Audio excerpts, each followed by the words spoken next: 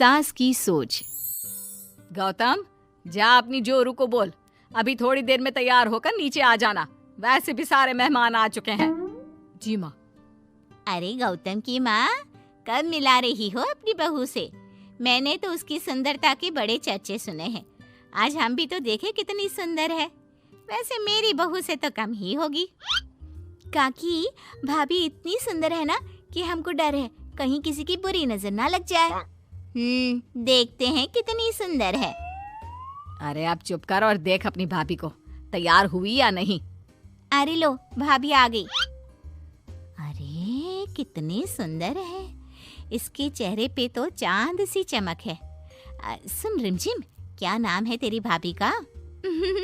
सही पहचाना आपने, चांदनी है मेरी भाभी का नाम। क्या हुआ काकी, मुंह से बाहर शब्द नहीं निकल रहे? यह चांदनी भाभी की चांद सी सुंदरता ने आपका मुंह बंद करवा दिया। हाँ, सुंदर तो है, पर सुंदरता से क्या होता है?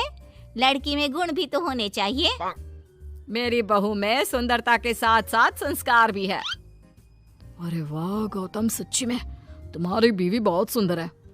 हाँ, एकदम चांद जैसे अलग चमक रही है तुम्हारी बीवी इस पूरी पार्टी में। बात तो तुम एकदम सही कह रहे हो, इस भीड़ में भी सबसे अलग चमक रही है मेरी चांदनी। आज इस पार्टी में तुम्हारी बीवी की सुंदरता ने 4 चांद लगा दिया है।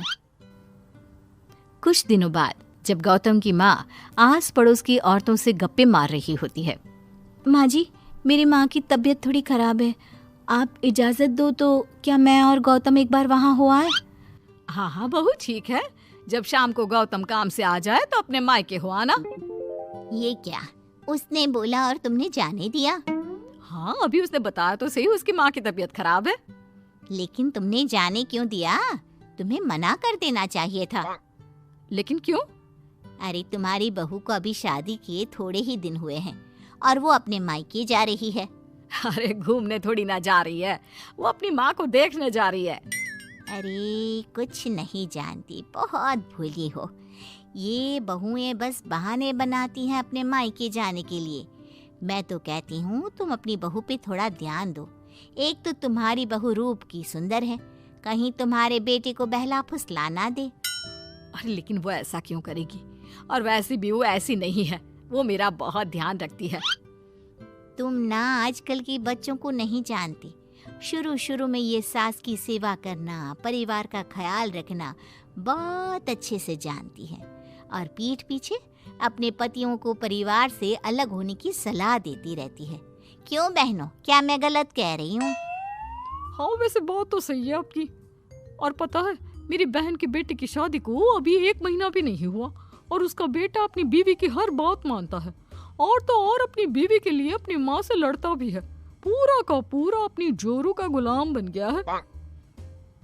तुम्हारी बहू वैसे भी इतनी सुंदर है, ऊपर से पढ़ी लिखी भी है, और आजकल की पढ़ी लिखी लड़कियां अपने पति को चिकनी चुपड़ी बातों में फंसाकर अपना काम निकलवाना जानती है। हाँ।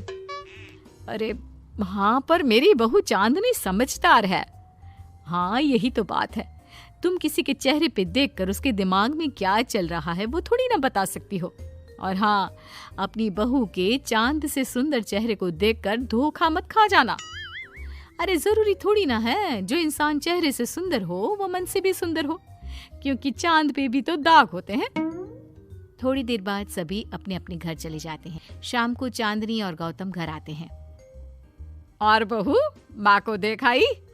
जी माँ जी, अब थोड़ा ठीक है। बहू, अब तुम्हारा घूमना फिरना हो गया हो तो घर के कामों में मेरा हाथ बटाओ। जी माँ जी। मेरा ये घुटनों का दर्द कभी भी शुरू हो जाता है। बहू, लगता है आज सारा काम तुझी को करना होगा। कोई बात नहीं माँ जी, काम ही तो है, काम तो होता रहेगा। आप पहले अपना ख्याल रखिए। ठीक है, अब तू इतना बोल ही रही है तो मैं अपने कमरे में आराम करने जा रही हूँ। अगले दिन सुबह जब गौतम ऑफिस के लिए निकल रहा होता है। माँ, अब कैसा है तुम्हारे घुटनों का दर्द? ज्यादा तो नहीं हो रहा? नहीं तो शाम को चांदनी आपको डॉक्टर के पास दिखाएगी। तुझे किसने बताया? बहू ने इतनी जल्दी तेरे पास मेरी चुगली भी कर दी? माँ, चुगली नहीं, उसे आपकी चिंता है इसलिए उसने मुझे बताया। उसे डर था कहीं आपका दर्द बढ़ ना जाए। थोड़ी देर बाद चांदनी वहाँ आती है। माँ जी, मैं सोच रही थी हम लोगों को अब किसी दूसरे घर में शिफ्ट हो जाना चाहिए। लेकिन क्यों? और अचानक से तुम्हें ये ख्याल क्यों आया? वो माँ जी, मेरी एक सहेली अपना घर बेच रही है और उसका घर गौतम के ऑफिस के पास पड़ता है। और देखिए ना, गौतम को यहाँ से ऑफिस कितना दूर पड़ता है और आपके लिए भी बाजार दूर पड़ता है। अगर हम वो घर खरीद लेते हैं तो हमारा कितना फायदा है। गौतम को ऑफिस के लिए दूर नहीं जाना पड़ेगा और आपको जब शॉपिंग जाने का मन करे आप जा सकती हो। ऊपर से वो मेरी दोस्त है तो वो हमें घर थोड़े कम दाम में भी बेचेगी। हाँ, बात तो तुम सही कह रही हो। कोई जरूरत नहीं है घर बदलने की। और तू क्या अपनी बीवी के हाँ में हाँ मिला रहा है? लेकिन माँ, मैंने एक बार बोल दिया ना, तो बस अब इसके बारे में कोई बात नहीं होगी। और ये कहते हुए वो अपने कमरे में चली जाती है। चांदनी भी उनके पीछे पीछे चली जाती है। क्या हुआ माँ जी? मैं कुछ दिनों से देख रही हूँ आप कुछ अजीब सा बर्ताव कर रही हैं। क्या अजीब सा? ऐसा ही तो करती हूँ। अगर तू मुझसे घर के बारे में बात करने आई है तो पहले ही कह देती हूँ, बिल्कुल नहीं। नहीं माँ जी, घर के बारे में बात करने नहीं आई। माँ जी, मुझसे कोई गलती हो गई है क्या? अगर कोई गलती की है तो डांट दीजिए, बात कीजिए, पर माँ जी ऐसा व्यवहार मत कीजिए। मैं बिल्कुल बुरा नहीं मानूंगी। और अगर आप अभी बताना नहीं चाहती तो आपका जब मन करे बता देना। मैं बस इतना ही कहने आई थी।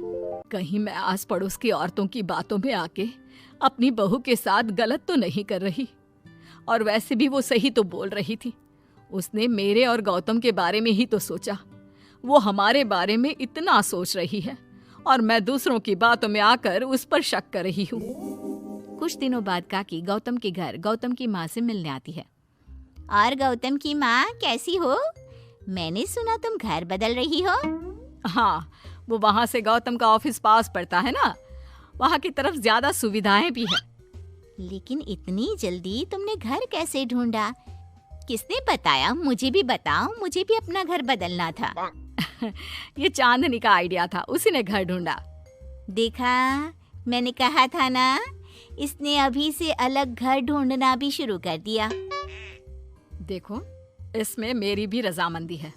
और तुम क्या मेरी बहू की जासूसी करने यहाँ आती हो या मेरा हाल चाल पूछने? मैं तो बस।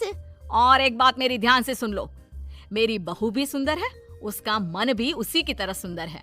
और एक बात, चांद में दाग जरूर होते हैं, पर जिस तरह आसमान के सभी तारे मिलकर चांद जैसी चमक नहीं दे सकते, उसी तरह मेरी बहू चांदनी की सुंदरता और खूबियों की बराबरी तुम्हारी या और किसी की बहू नहीं कर सकती।